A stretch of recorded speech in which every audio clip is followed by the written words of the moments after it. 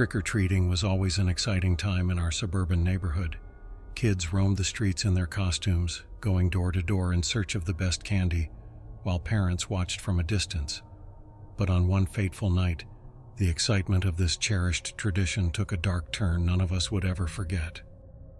My friends, Sarah, Mark, and I had been trick-or-treating for hours, filling our bags with an assortment of sweet treats.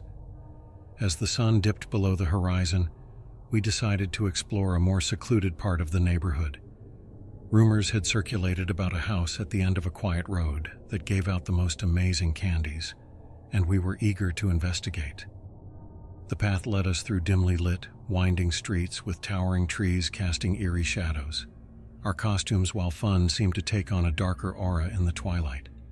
Sarah was dressed as a ghostly bride, Mark as a menacing vampire, and I as a wicked witch. At last we reached the end of the road, and the mysterious house loomed before us. It was old and crumbling, its windows shattered and ivy covering its walls. A chill breeze rustled through the overgrown garden. As we approached the front door, apprehension gnawed at us. The house was silent and not a single sign of life could be seen. Sarah hesitated, her ghostly bride costume appearing even more ethereal in the haunting setting. "Are we sure about this?" she whispered. "This place is giving me the creeps." Mark, his vampire fangs glistening, replied, "I've heard they give out special treats here, but it also has a strange reputation.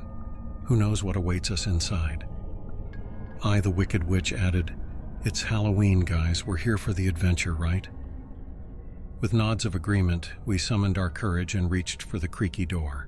Its echoes filled the quiet street, and the door slowly swung open, revealing a dimly lit entrance hall. The room was filled with the faint scent of burning candles and the soft, haunting notes of a piano. Our footsteps echoed through the hall as we cautiously entered. Portraits of stern-faced individuals lined the walls, their eyes seemingly following our every move. The silence was overpowering, and the only sound was the faint, eerie melody coming from an adjacent room. Our curiosity propelled us to explore further, even as our hearts raced with trepidation. As we entered the room, we were met with a sight that sent shivers down our spines. The room was adorned with an extravagant array of Halloween treats, from candy apples to cookies shaped like pumpkins. Our bags, once heavy with candy, felt suddenly weightless. In the dimly lit room, our eyes met a masked stranger standing near the table. He was dressed in a dark, tattered costume, and his eyes bore an unsettling intensity. The candles cast long, sinister shadows across his face. With a voice that sent chills down our spines, the stranger said, "Welcome, young trick-or-treaters. I've been waiting for you." Nervously, we muttered our thanks and helped ourselves to the treats. With each bite, a strange, dizzying sensation overcame us. The room seemed to spin, and we grew disoriented. As we exchanged confused glances, the stranger continued, "You've enjoyed my treats, but now it's time for the real trick." The room seemed to close in on us, and the stranger's presence grew more menacing.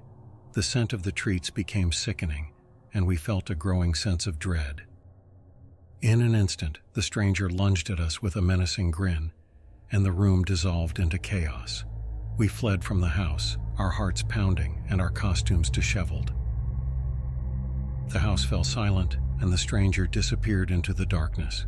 As we caught our breath, we realized we had encountered a violent stranger who had lured us into his sinister trick-or-treat prank. The terror of that night stayed with us, a chilling reminder of the danger that could lurk even on the most festive of Halloween traditions. We had narrowly escaped a horrifying encounter, and we shared our story as a warning to others, forever changing the way we approached trick-or-treating.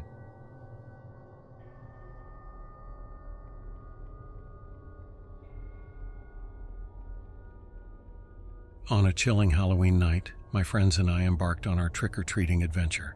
Donned in costumes of our choosing and clutching our trusty candy bags, we roamed the streets with one goal in mind: gathering as much sweet treasure as possible.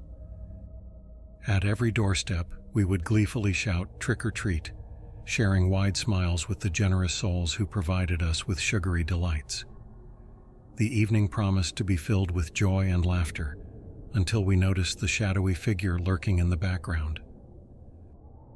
The man was unmistakable, clad in a mask resembling a sinister bloodied skull, and he carried a mysterious backpack. His presence raised the hairs on our necks, for he seemed to be following us, maintaining a prudent distance, yet never veering his intense gaze. A chill ran down my spine, and I couldn't help but wonder about his true intentions. Who was he, and what did he want?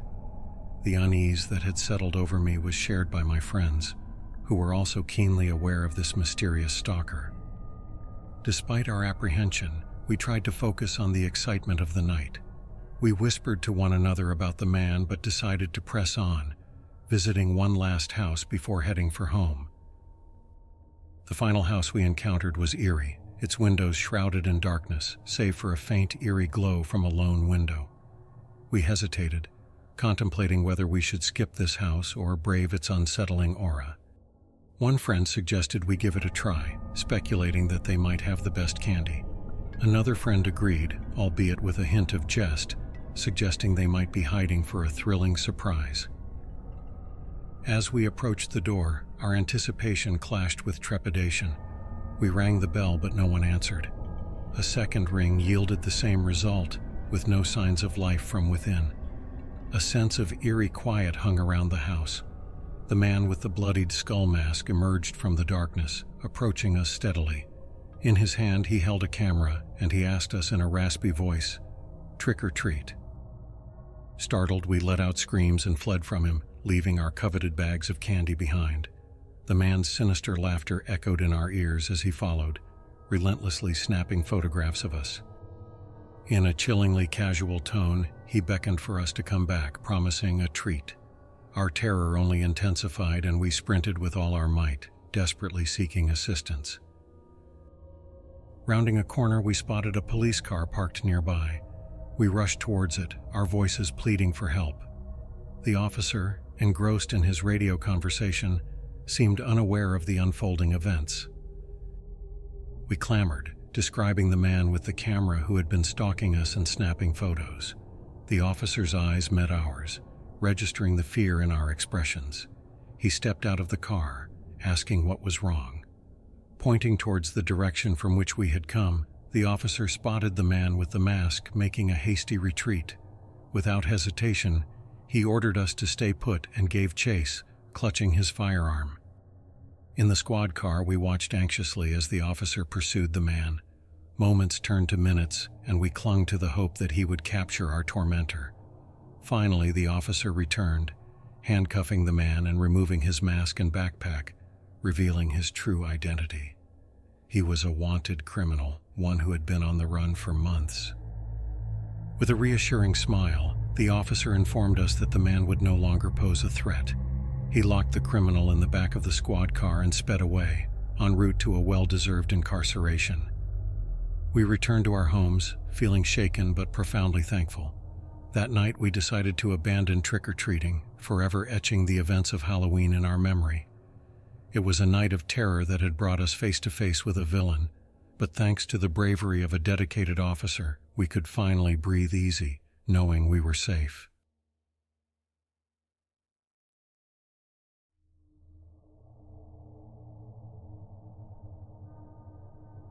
Halloween night had been a flurry of excitement as I greeted hordes of costumed children at my doorstep, their eager faces illuminated by the soft glow of porch lights. The candy bowl had run empty, and my evening was poised for a cozy Netflix horror movie session. The thought of sinking into my favorite thriller promised a fitting end to the festive night. As I was about to lock the door, the chilling sound of a knock drew my attention. I opened it, half expecting some straggling trick-or-treaters, only to be met with a lone, eerie figure. He stood on my porch, draped in a black cloak and a mask that resembled a skull. In his bony hand, he held out a plastic pumpkin and croaked, "Trick or treat."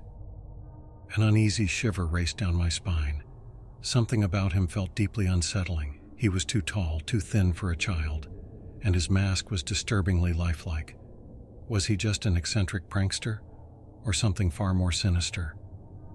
I decided to play along, but my unease grew with every word. "Sorry, kid," I muttered. "I'm all out of candy, maybe next year." The figure remained still, hollow eyes locked on mine as he repeated, "Trick or treat." Annoyance mixed with fear swelled within me.